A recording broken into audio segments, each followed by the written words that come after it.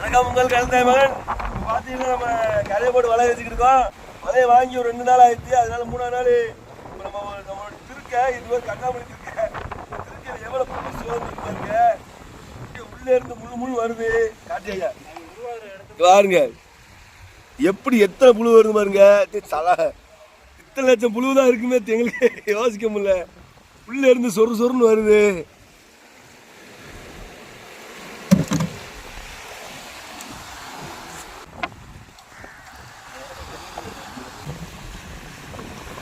பாருங்க எப்படி இருக்கு பாருங்க. இவர் தான் நம்ம வீடியோல போட்டிருந்தோம். கல்லையே கடிக்கிறவரு, கல்லை நொறுக்கக்கூடிய ஒரு இதுதான். வாய்க்குள்ள உள்ளலாம் புழுவா இருக்கு. வேற கொஞ்சம் புழுவா இருக்காரு. காதலாம் எவ்வளவு புழு இருக்கு பாருங்க. ஏய் பாரு காதுக்குள்ள எவ்வளவு புழு இருக்கு பாருங்க.